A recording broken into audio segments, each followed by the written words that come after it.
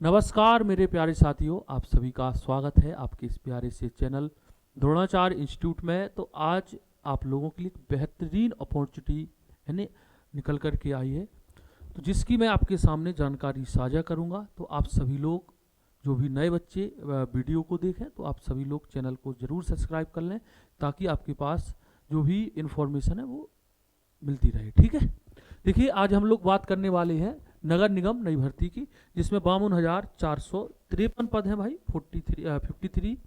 ठीक है, इसमें हम बात करेंगे क्या योग्यता है, क्या आयु है, क्या सिलेबस है, ठीक, और इसका वेतन कितना रहेगा, है ना। इन सारी चीज़ों पर हम जानकारी साझा करेंगे कि क्या क्या से क्या है। और देखिए भाई, इस बेरोजगारी के दौर पर अगर इतनी बड़ी वैकेंसी निकल करके आ रही है, तो ये आप सभी के लिए बहुत बढ़िया ऑफर है। ठीक है, तो इसका आप सभी फायदा लें। चलिए भाई देखते हैं, आगे चलते हैं। देखिए अगर टोटल पोस्टों की बात कही जाए, तो टोटल पोस्ट है कितने, 52,453 पोस्ट है, और नगर निगम डिपार्टमेंट के लिए है, और मेल और फीमेल। ठीक है भाई, तो मेल और फीमेल दोनों इसमें क्या कर सकते हैं, फॉर्म अप्लाई कर सकते हैं, सभी के लिए है। ठीक है, चलिए आगे चलते हैं भाई। इसकी जो प्रोसेसिंग डेट है, कब तक फॉर्म फिलअप करे जा सकते हैं, तो 31 मार्च से 19 अप्रैल तक।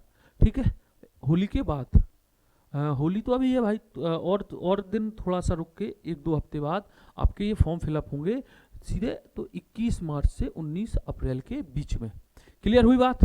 चलिए आगे चलते हैं, सारी जानकारी। हाँ देखो भाई, आपको किस किस डिपार्टमेंट में जॉब मिलेगी, है ना, क्या क्या इसकी शैक्षिक योग्यता रहेगी, मैं सारी जानकारी आपके लिए लेकर के आया हूँ, है ना। तो डिपार्टमेंट है, देखो क्लर्क के लिए तो इसमें दस्तावेज प्रबंधन और कार्यालय के कार्य रहेंगे।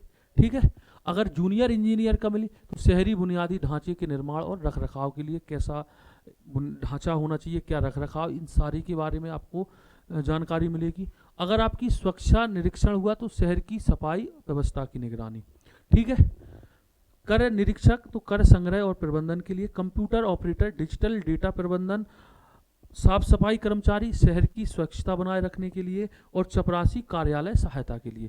तो भाई इतनी पोस्टों पर ये वैकेंसी निकली है ना। तो इसमें आपके 10th पास, 12th पास, आपका ग्रेजुएशन, सारी चीज़ें आपकी इसमें लगेंगी, है ना। जो अच्छे लेवल की जॉब है, बढ़िया है, तो उसमें आपका ग्रेजुएशन लगेगा, और जो आपका लोएस्ट ग्रुप डी का है, तो वो आपका बेटा उसमें आपका क्या लगना है, आपका 10th और हाई स्कूल लगेगा। क्लियर होगी बात। तो इतने पोस्टों पर आपकी वैकेंसी निकली है। ठीक है, अब देखिए पदों के अनुसार शैक्षणिक योग्यता अलग अलग हो सकती है। ठीक है भाई, जैसा पद होगा उसी हिसाब से आपकी क्या होगी, योग्यता लगेगी। चपरासी के लिए क्या होगा, तो चपरासी साफ सफाई कर्मचारी हैं, तो 8वीं और 10वीं पास है। ठीक है, क्लर्क के लिए 12वीं पास चल जाएगा। तकनीकी पद है ना, तो संबंधित क्षेत्र में डिप्लोमा या डिग्री होनी चाहिए। जैसे यहाँ भी बात हुई थी ना, तकनीकी जैसे कंप्यूटर ऑपरेटर की जॉब हो गई, है ना, तो इसमें आपका डिजिटल डेटा वेट, ये तो जॉब का कार्य हो गया, लेकिन क्या क्या लगेगा इसमें, आपका डिप्लोमा, है ना, कंप्यूटर से संबंधित DCA MCA हो गया, और भी हो सकता है, कहो CCC ही मांग लें, है ना। तो सारी चीज़ें आपकी यहाँ से लग सकती हैं। ठीक है, और जो सफाई कर्मचारी है, चपरासी है, तो इनके लिए 10th और हाई स्कूल का बताया। कर निरीक्षण है, ये भी इसमें और जूनियर स्टैंड में आपकी कितना लगेगी भाई, इंटर पास लगेगी। और जो आपका शहर की सफाई व्यवस्था की निगरानी, और इसमें क्लर्क में, इसमें इंजीनियर में आपका क्या लगेगा, स्नातकोत्तर। ठीक है, जिसको हम ग्रेजुएशन बोलते हैं। यहाँ देखिए अधिकारी पद पर क्या लगेगा आपका, स्नातक या स्नातकोत्तर। ठीक है, समझ रहे हो। चलिए भाई आगे चलते हैं। ये आपका ग्रेजुएशन को बोलते हैं, जिसमें BA भी हो सकता है, मतलब आप ग्रेजुएट हो।